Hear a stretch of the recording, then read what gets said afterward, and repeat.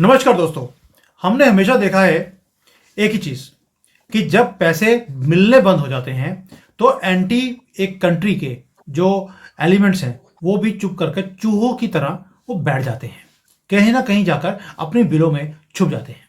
आपने देखा कि अमेरिका में जैसे ही यूएस एड बंद हुआ और जो और भी कई ऑर्गेनाइजेशंस थी जैसे सोरोस है और है, इनको थोड़ा सा कंट्रोल किया गया।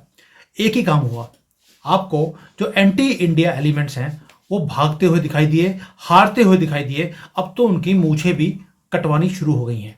क्यों बोल रहा हूँ? क्योंकि अमेरिका में जैसे ही अमेरिका में मोदी जी पहुंचे, वहां पर खालिस्तानियों ने वही अपना दोबारा से षड्यंत्र रचने की कोशिश करी, मोदी जी के खिलाफ वहां पे आग उगलने की कोशिश करी। और लोगों ने वहां पर भारत माता की जय के नारे उनके सामने खड़े होकर लगाए। पुलिस वालों ने भी अमेरिका के अंदर खालिस्तानियों को डंडे मारे और भारतीयों को बोला, आप तो वैसे पीसफुल हजारों सालों से हैं, आप यहां पर मोदी जी की तारीफ में वहां पर जय भारत माता की जय बोल सकते हैं, लेकिन खालिस्तानियों को वहां से धक्के मारकर बाहर निकाल दिया। अब ये इतनी इंटरेस्टिंग न्यूज़ है। और साथ में कुछ और भी था कि वहां पर आईएसआई के जो एलिमेंट्स हैं वो भी पाए जाते हैं इन खालिस्तानियों के साथ खड़े होकर। खालिस्तानियों को इतनी भी अकल नहीं है कि भाई आप सिख थे और आपको क्रिएट किया गया था इन जाहिलों के खिलाफ 400-500 साल पहले, और आज आप उन्हीं जाहिलों के साथ खड़े होकर उन्हीं का षड्यंत्र अब अपने ही कंट्री के खिलाफ, अपनी ही कम्युनिटी के खिलाफ आपने करना शुरू कर दिया। अब ये सभी के ऊपर बात करेंगे डिटेल में मंजरी जी के साथ। मंजरी जी, जय सिया राम। जय सिया राम। मंजरी जी, ये हो क्या रहा है अमेरिका में? ये बेचारे खालिस्तानी है इतने। पन्नू तो वैसे पहुंचा नहीं क्योंकि उसको पता था कि मोदी जी यहाँ बैठे हैं, the big boss is here. पता लगे इसका पकौड़ा वहीं पे बना दिया गया व्हाइट हाउस के बाहर ही। वो खुद नहीं आया क्योंकि बुरके में छुपकर वैसे भी बैठा हुआ है। लेकिन जो बाकी के उसके जो चेले चपाटे थे, वही 4-5 लोग जो रहते हैं, उनको धक्के मारे गए पुलिस की तरफ से, वो भी अमेरिकन पुलिस की तरफ से जो पहले उसको प्रोटेक्शन देती थी। जबकि हमारे जो एम्बेसी है, हमारे जो कॉन्सुलेट्स हैं, वहां पर आग लगाई गई, वहां पर झंडे को उतारने की कोशिश करी गई। कुछ नहीं किया गया बाइडेन की तरफ से। और अभी अभी नया एक दादा आया है अमेरिका में और खालिस्तानी पिटने शुरू हो गए। खालिस्तान का आंदोलन जो है वो यूएसआईडी की मदद से पहले भी शुरू हुआ था। पहले तो उसको इंदिरा गांधी ने शुरू किया था कि हम इसको उठाएंगे और इसको सॉल्व करेंगे। ये बात अलग है कि खालिस्तानियों ने इंदिरा गांधी को निपटा दिया। फिर जो अब की अरविंद केजरीवाल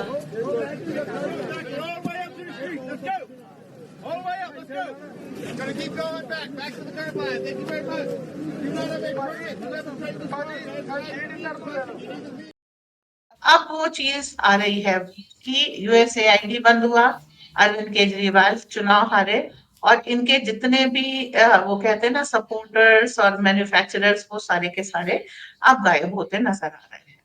तो अब ये बिन बेचारे कंट्री आफ्टर कंट्री ये भटक रहे। इन्होंने पूरा सब कुछ ऑल्टरकेशन हो गया, भारत से हो गया, उसके बाद फिर इन सबसे हो गया। कनाडा में भी इनकी इस तरह की हरकत हो गई। पूरे ड्रग रैकेट में और ह्यूमन ट्रैफिकिंग में लिप्त है। अमेरिका में भी ऐसा ही हाल है, यूके में भी यही हाल है, जर्मनी में भी यही हाल है, ऑस्ट्रेलिया में भी यही हाल है। तो अब क्या है कि ये लॉफुल एक्टिविटीज में नहीं है, क्योंकि लॉफुल एक्टिविटीज के करते हुए ये वो पैसा नहीं जमा कर सकते थे जो इस आंदोलन को चाहिए था।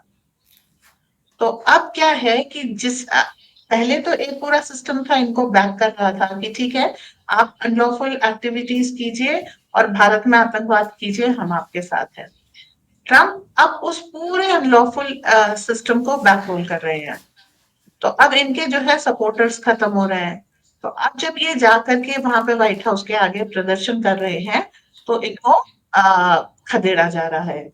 आपको याद होगा ट्रम्प के इनॉग्रेशन में वहां पर खालिस्तान जिंदाबाद चिल्ला रहा था पन्नू, लेकिन अब वो पन्नू हो गया तहव्वुर राणा जब आ रहा है।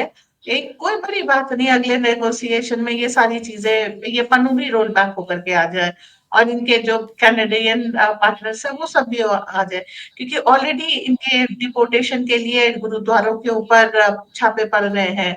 और इनका जो वहां पे ह्यूमन ट्रैफिकिंग नेटवर्क है, इनका अपना है ना पाकिस्तानियों का, वोट तोड़ा जा रहा है, इन्होंने ट्रकर्स स्ट्राइक कर रखी है और बहुत कुछ कर रखा है। अ, जो लोग ये समझ रहे हैं कि गुरुद्वारे हमारे लिए बहुत हेल्पिंग है, तो कनाडा के ऊपर जब मैं स्टडी करी थी तो ये पता लग रहा था वहां जाने वाले सिख लड़कों से ड्रग ट्रैफिकिंग कराई जाती है और जो सिख लड़कियां होती हैं उनसे तो प्रोस्टिट्यूशन तक कराया जाता है। पहले उनको ड्रग्स के चक्कर में फंसाते हैं और ये सब कराते हैं, उसके बाद हर गलत काम ये अपने ही कौम के बच्चों से करा रहे हैं। तो ऐसा नहीं है कि अगर ये हिंदुओं के सगे नहीं है तो ये अपने सगे हैं। ये सिर्फ अब इनको जो है पानी से ऊपर रहने के लिए, ताकि ये डूब ना जाए, खत्म ना हो जाए, इनको हर गलत काम करना पड़ रहा है। और इसके कारण अब ये आंदोलन को जो है पब्लिक का जो बहुत ज्यादा सपोर्ट था विदेश में, वो नहीं मिल रहा है। और अब वॉइसेस आ रही हैं कि जो कह रहे हैं कि मैं सिख तो हूँ पर मैं सनातनी सिख हूँ और मैं खालिस्तानी नहीं हूँ। ये सब इसी कारण आ रहे हैं कि इनकी पोल परतें खुल रही हैं। अब जब भारत में डिपोर्ट होकर के आ रहे हैं, अभी नेक्स्ट बैच भी आएगा भारत में, उसमें काफी सारे खालिस्तानी वगैरह भी होंगे। तो वो सब जो जा करके स्टोरीज बता रहे हैं, तो उससे यहाँ का जो खालिस्तान आंदोलन है वो भी सप्रेस हो रहा है। क्योंकि हर चीज जो है अंदर खाने फैलती है कि भाई अभी तक तो क्या होता था, मेरी भाई की बहन भाई की वाइफ का परजाई का जो है भाई गया है, तो वो अरे कनाडा में बड़े मजे कर रहा है। अब क्या है, कनाडा से वापस आ रहा है, यहाँ पे सब बेच चुका है, वहां से बेस उखड़ गया है। तो वो जो पहले शान मुझे पे ताव दे के बोलते थे, अब वो जो चीजें सब प्रेस हो रही, तो वो सब जगह से होंगी एक साथ साथ। तो बल्कि अभी मैंने आज ट्विटर पे एक मिस्टर सिन्हा का हैंडल पढ़ा, बहुत खूबसूरती से उन्होंने लिखा था कि गुरु नानक देव ने जैसे बुद्ध ने बनाया था बौद्ध धर्म, वैसे गुरु नानक देव ने बनाया था। ये एक अलग तरीका था पूजन पद्धति का। उसको अर्जुन देव ने थोड़ा सा मिलिटराइज किया और गुरु गोविंद सिंह ने पूरी तरह से मिलिटराइज किया।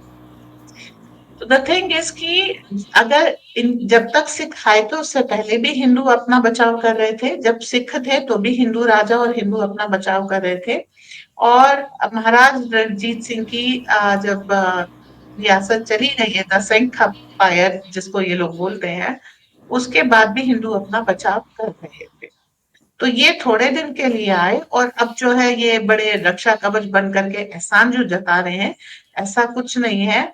जिसको जैसे ये इनके बंदा बहादुर थे, वो तो ब्राह्मण ही थे हमारे।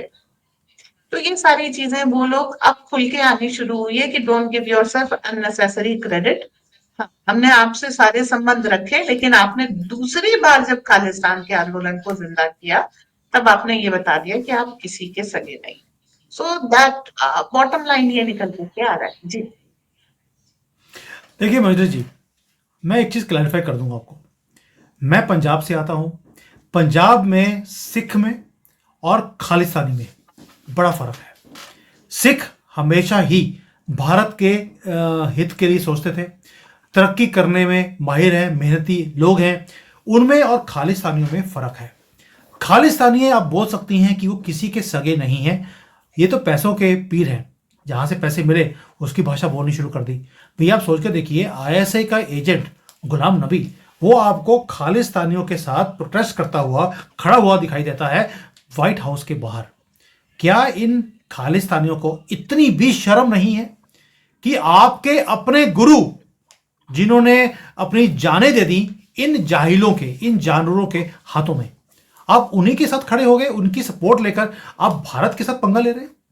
क्या इनको इतना भी याद नहीं है कि इनके जो गुरुओं के बलिदान थे, वो उनका खून कैसे निचोड़ा गया, उनके उनके सीने को, उनको आरी से काटा गया, अपने बच्चों को उनके दीवार में उनको दफनाया गया, या जिसको बोलते हैं कि वहां पर उन्होंने बंद कर दिया। धन्यवाद।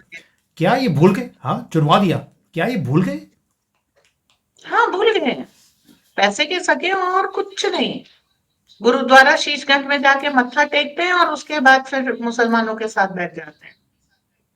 तो इनको इनको कोई भी वो जिसे कहते हैं कि एहसास नहीं है, और अगर आप इनसे ये चीज याद दिलाना चाहें तो ये आपको मिसगाइडेड बताते हैं। मैंने कई हम्म। लोगों से बात की कि भाई हिस्ट्री देख लो, गुरु गोविंद सिंह ने क्या किया था और गुरु गोविंद सिंह की फैमिली के साथ क्या हुआ था। तो भड़क जाते हैं, गाली गलौज पे आ जाते हैं, गंदी तरह से बात करने लगते हैं, सच नहीं स्वीकार कर रहे हैं। बेसिकली देखिए, इनका गुस्सा अगर कांग्रेस के खिलाफ था तो मुझे समझ में आता है, क्योंकि इंदिरा गांधी ने ऐसा किया था, ठीक है। लेकिन हिंदुओं ने कुछ नहीं किया था, क्योंकि इंदिरा गांधी हिंदू धर्म को नहीं मानती थी।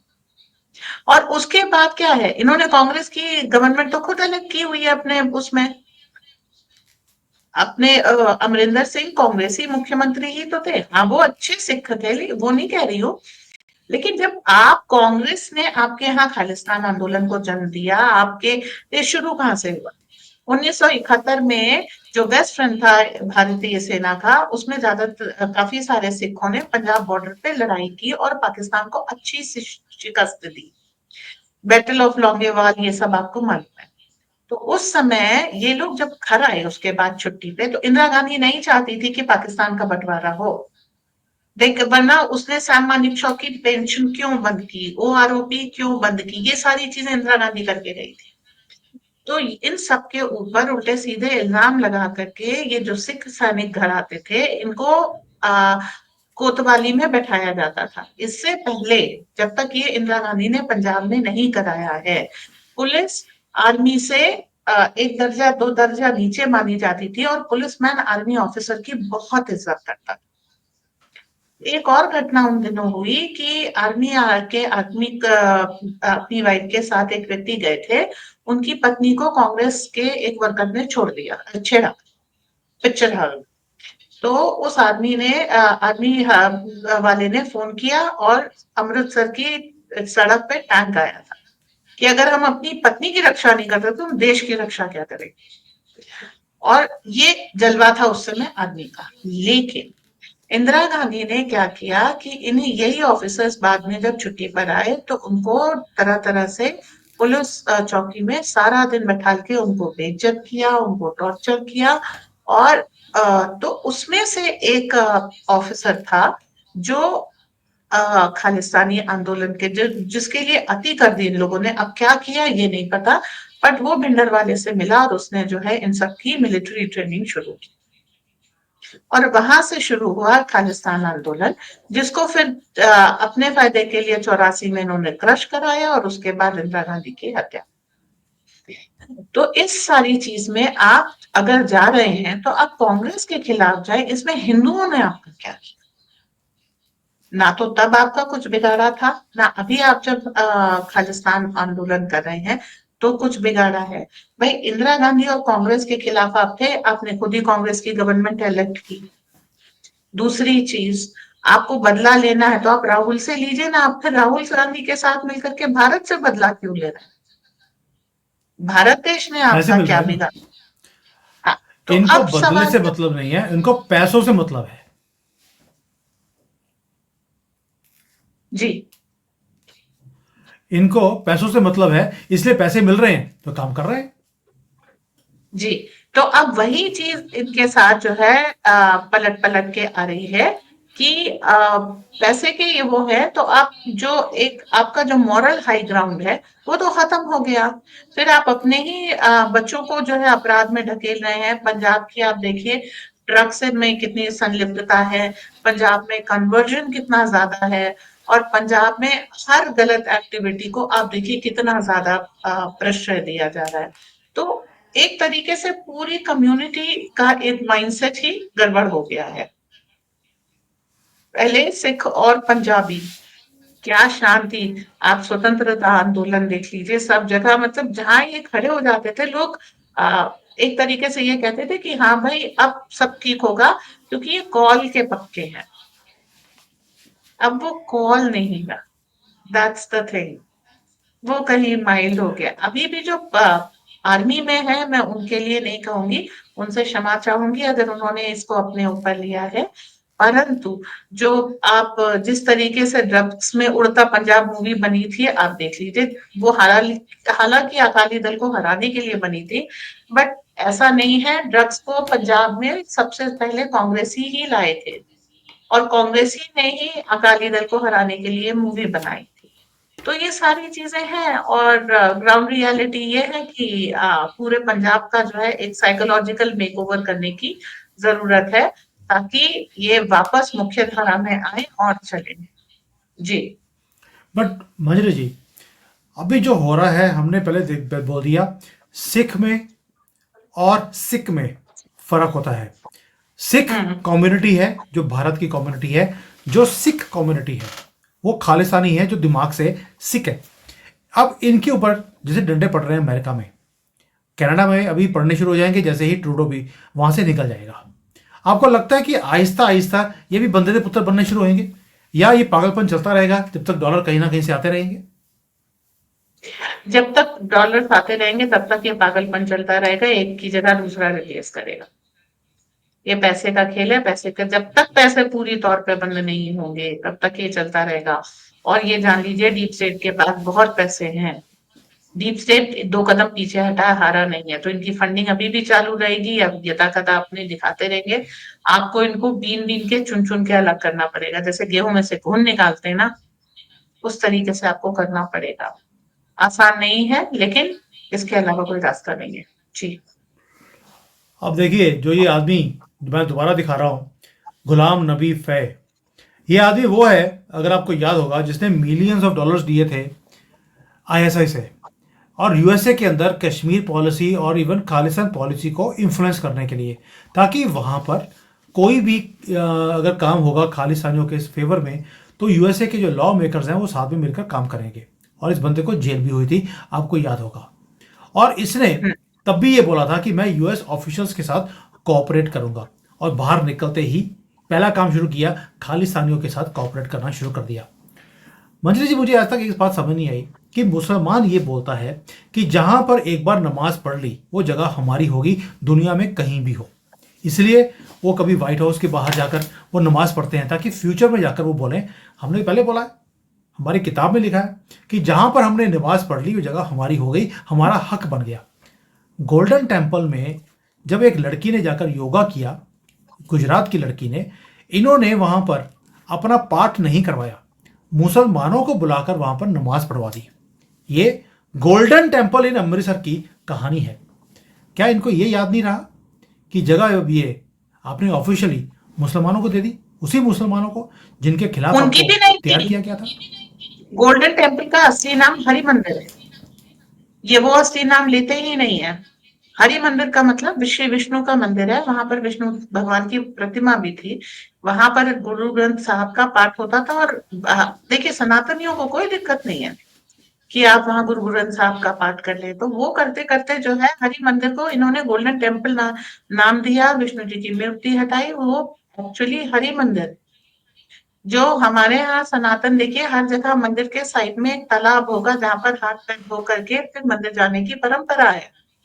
तो वैसे ही वहां पर भी वो है। और आप पुरानी फोटोज देखिए तो वहां पे हिंदू अपनी प्रार्थना करते हैं, आपको तालाब के किनारे नजर आएंगे पुराने फोटोग्राफ्स में। ऐसा नहीं है। तो जैसे कुछ लोगों ने हिंदू मंदिर को मस्जिद में कन्वर्ट कर दिया था, इन्होंने गुरुद्वारे में कर दिया, पर वो हरि मंदिर है।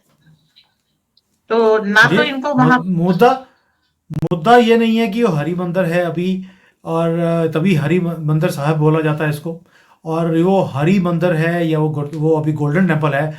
मुद्दा है कि ये अपने रूट्स को ही भूल गए हैं, अपने गुरुओं के बलिदान और खून को ये भूल चुके हैं। इसी बात का दुख है मुझे। जो मुद्दा है कि इन्होंने मुसलमानों से नमाज पढ़ा ली, और वो कहते हैं कि जहां हमने एक बार नमाज पढ़ ली वो एरिया हमारा है। वहां पर इस चीज को जान लीजिए कि ऐसी सारी रिवर्सल्स चालू हुए हैं। नमाज तो आपने जहां राम मंदिर है वहां भी पढ़ी थी। ज्ञान वापी का केस चल रहा है, वो भी हम ले लेंगे, संभल हमने ले लिया है। और नमाज आप बहुत जगह पढ़ के आ गए, और वो सारी चीजें हम वापस ले रहे हैं। तो दुनिया भर से रिवर्सल चालू हो रहा है। आप एक बार और नमाज पढ़ा लीजिए, जब हमारा समय आएगा हम ले लेंगे। अभी हमारे पास फुर्सत नहीं है बहुत सारे और काम करने, पर जिस दिन उधर नजर चली गई बस उस दिन से परिवर्तन शुरू। और अब तो फैसला ऑन द स्पॉट है, हम अदालत के चक्कर में पड़ते ही नहीं। जो केस अदालत वो तो चला गया, बाबर सो ना कोई वो अदालत तो जाएगी नहीं। बाबू जी ने बोल दिया कि आपको सबूत मांगने की, दिखाने की जरूरत क्या है, आपकी थी जरूरत ले नहीं है। लीजिए। लोग इस स्टेटमेंट को इतना चिल्लाए हैं, चीखे हैं, और वो समझ नहीं पाए, लेकिन जब योगी जी ने संभल में एक्शन लिया तब पता लगा भगवत जी ने कहा क्या था। तो to understand a great mind you must have a great mind. तभी छोटे आपको लोग बुलाते बड़ी हैं हम बातें लोग। नहीं समझ सकते। ऐसा नहीं है। मंजरी जी, थैंक यू सो मच। आज मज़ा आ गया ये सुनकर कि खालिस्तानियों को डंडे पड़ने शुरू हो गए, और डंडे पड़ने भी थे। अब पड़ने चाहिए थे, देर आए दुरुस्त आए। ये शुक्र है कि वहाँ से बाइडन, जो बड़े पप्पू जिनको बोला जाता है, उनकी गवर्नमेंट जैसे ही गिरी है, आपने देख लिया वहाँ पे डंडे पड़ने शुरू हो गए। और अब इनको एक एक कर कर इनकी दुकानदारी बंद की जाएगी। फंडिंग ऑलरेडी बंद है। और आपने देखा होगा कि जैसे ही डोनाल्ड ट्रंप जीत कर आए हैं, पन्नू का जो उछल उछल के ऐसे वो वीडियो बनाता था आपने, वो आने बंद हो गए हैं। अब ऐसे उसके बाद इंटरव्यू भी किया उसने, तो कुर्सी पर बैठकर किया है, और ऐसे लगता था कि गर्म कुर्सी पे बैठा है और बैठा नहीं जा रहा है उससे।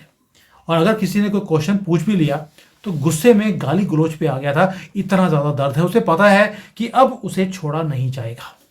उधर ट्रंप नहीं छोड़ेगा और इधर हम नहीं छोड़ेंगे, हम मतलब कि मोदी जी। और अगर उससे भी बच गया बाई चांस, तो मंजरी जी और सुमित जैन तो छोड़ने वाले नहीं है, इसकी मूंछ काट कर ही छोड़ेंगे। तो मंजरी जी, थैंक यू सो मच। आज इनको एक्सपोज करना और इनकी दुकानदारी को एक्सपोज करना बनता था। जय सिया राम। जय सिया राम।